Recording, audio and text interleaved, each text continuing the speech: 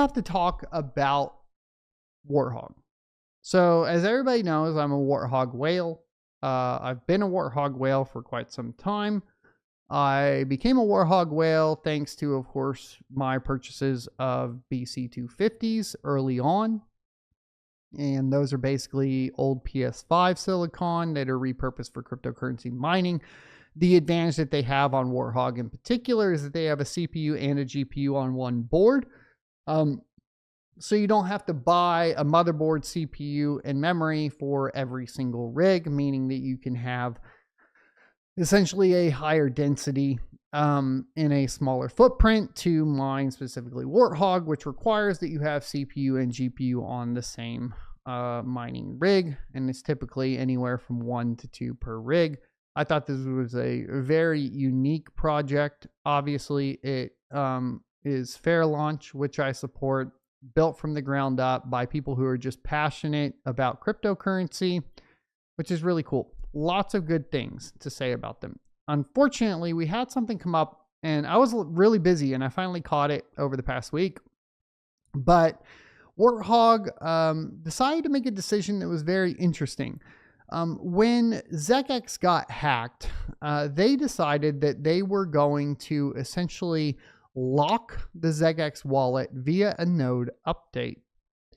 Now, this was not voted on by the community or by miners via hash rate vote, like a BIP32 type vote. None of that was done. This was just implemented by the dev team, and then they said, hey, everybody, update their nodes. Now, there's two ways to look at this. One is, of course, well, they didn't ask everybody ahead of time, therefore it's bad, and they're censoring transactions. I tend to agree with this. I'm about 50-50. Here's the other way to look at it, just to give you guys an idea. There is the case in which, as stated here, which we'll see by the official Warthog team, there could be the case or the argument that nobody is forced to update their node, and therefore if you don't update your node, you stay on the old chain. Now, we've heard this argument from Ethereum in the past as well. Unfortunately, the elephant in the room in regards to that particular statement, and I'll tell you right away, is that the devs are only going to support the chain they support, right? Ethereum Classic decided to stick around and some of the devs stuck around, but Ethereum is still Ethereum and it's not the original Ethereum, right? It's not the one that everybody agreed on, hence why there was a fork. So you can cause these hard forks, but do you have the developers to back it up? Realistically, no. Okay.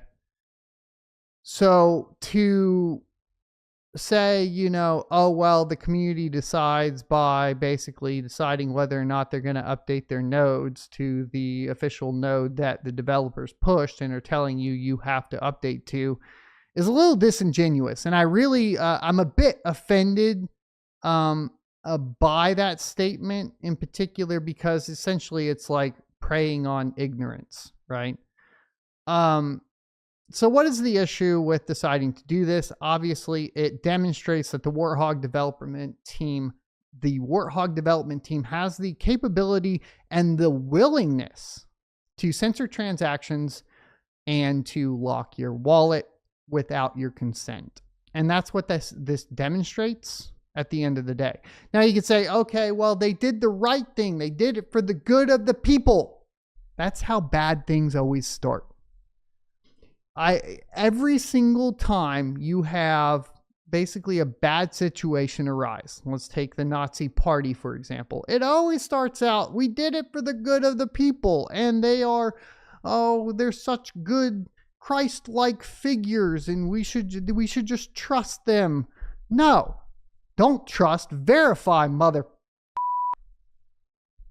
Okay. So here we go. Here's the official statement from them now that we got my opinions out of the way.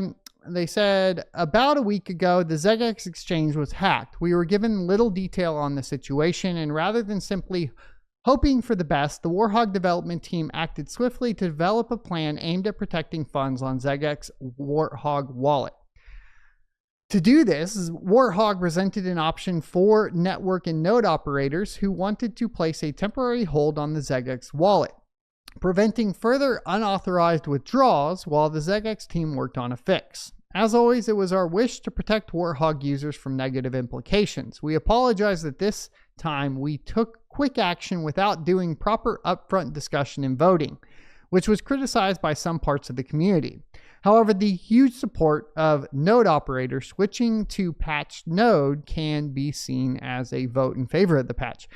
Now, here's another problem with that, right? Like if you're running a Docker version of the node, a lot of people will automatically run a git pull for any updates that are submitted to, of course, the GitHub, and then automatically update. I mean, I know I do that with my nodes, right? Maybe I need to stop doing that. I think actually I need to stop doing that, to be completely honest with you guys, because nodes voting in this particular case is the only way to prevent things like this in general. Still, in any future emergency event where developers believe blocking potential theft or mass network damage is necessary, we will label these updates so node operators understand that choosing to run the new version is their vote to create a potential fork. Now, here's my question. Of course, I think that node update wasn't labeled either, which is what they're pointing out here, which is obviously a problem. Now, they did talk about it. They tweeted about it, to be fair, but you would have to put 2 and 2 together. And I think also it's unfair to assume that everybody's putting 2 and 2 together. Like I said, you could have auto get pulls and updates going on. If they do not agree with the changes, they should not run the update, and this will lead to a fork such that the market can decide which chain gets more support. We will also give more time for discussion on the implications. With ZEGX now back online and gradually resuming normal operations, the Warthog team has released node version 0.80 or 0.8.0 yesterday to remove the temporary hold on or at specific block height, blah, blah, blah. This reverts ZEGX fund protection and gets us back to normal operation. Now, ZEGX is not in normal operation, okay?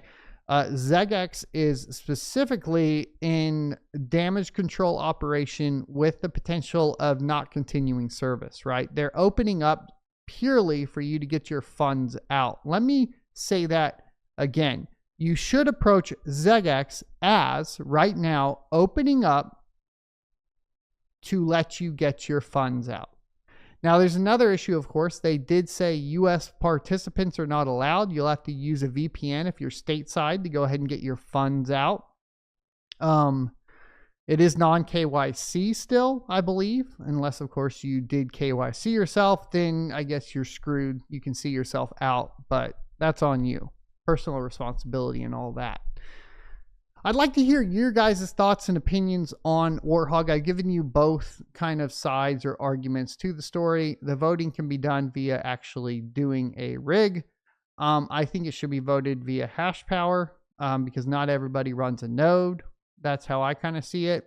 That being said, otherwise you're, I guess because otherwise you're just dependent on the pool making the decision, and the pool will typically go in the best financial interest of the pool. So the best financial interest of the individual miner should be taken into account.